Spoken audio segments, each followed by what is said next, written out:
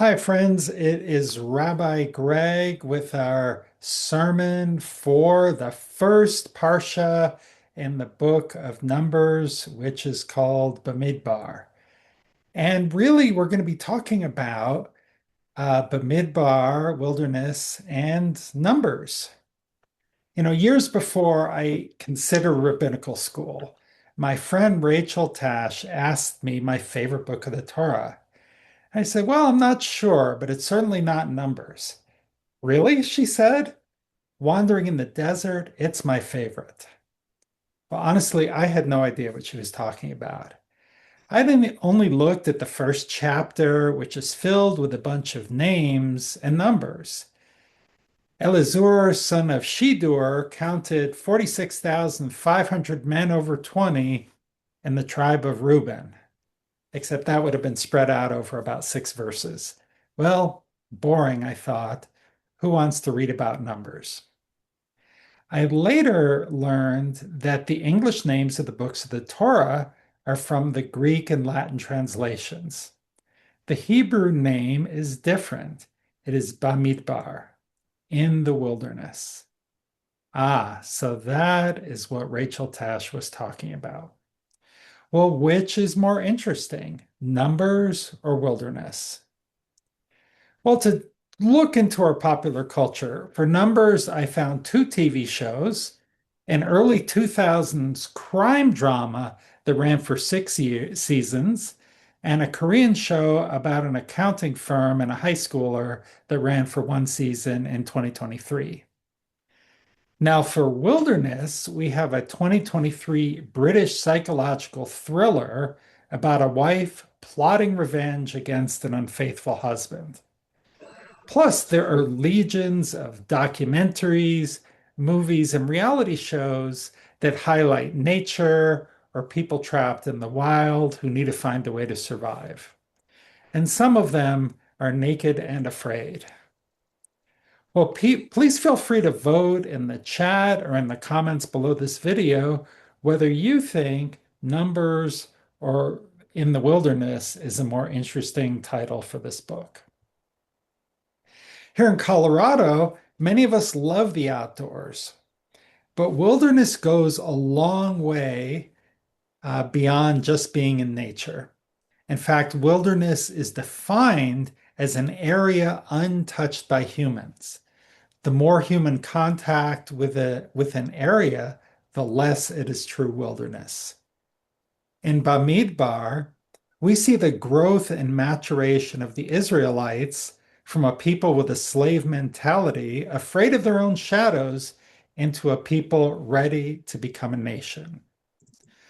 Well, in Bamidbar, in this week's Parsha, the story begins 2 years and 2 months after the Exodus, with God talking to Moses, and it says Bamidbar, in the wilderness. And there is a lot we can learn just from this first sentence.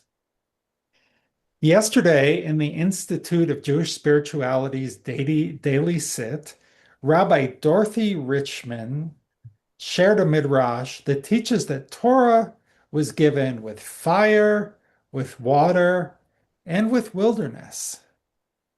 Well, fire because of the fire and smoke at Mount Sinai, which represents the moment of revelation that we'll celebrate next week on Shavuot. Water because Torah continues to permeate our lives, bringing new life and meaning wherever it goes.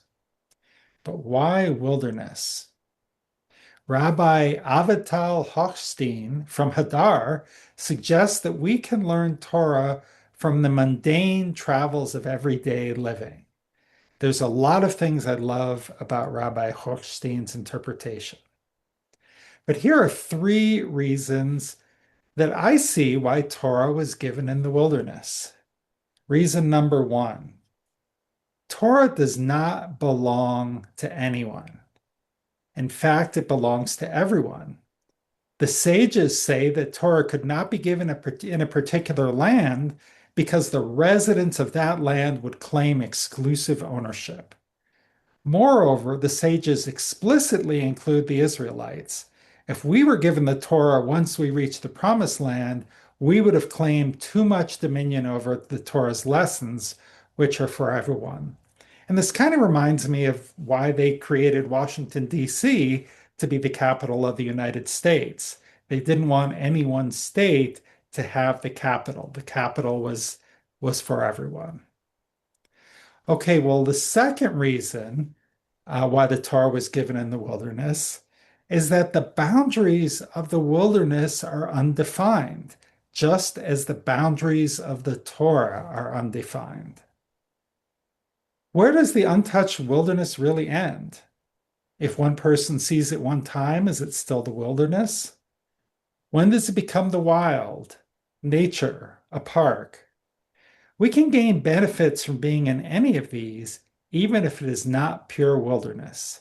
Being in nature helps us clear our minds and appreciate that life itself in the journey is a journey. But what do we mean by Torah? And what do I mean when I say that the boundaries of Torah are undefined? Well, do we mean the words on this Torah scroll? Do we mean the entire Jewish Bible, plus along with the Talmud and the 2,000 years of commentary? Well, yes and yes. Sometimes we do mean those things. And there is a third, even more expansive meaning of Torah. It is the wisdom we accumulate from living life and those key lessons that we have to teach others. It can be, there's a story in the Talmud in which Rav Kana hid under the bed of his teacher Rav while Rav was having sex with his wife. Well, Rav got mad and said, "Why are you here? This is, quote, an undesirable mode of behavior." And I have to say, that's a pretty mild reaction, and if I find any of you under my bed, I'm calling the police. But Rav Kana's answer was, "It is Torah, and I must learn." We can see from this rather spicy example that this idea that in Torah includes life experience goes way, way back.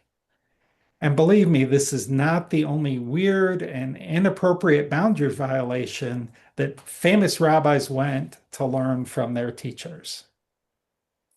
Well, number 3, Torah and the wilderness are both where we go for growth.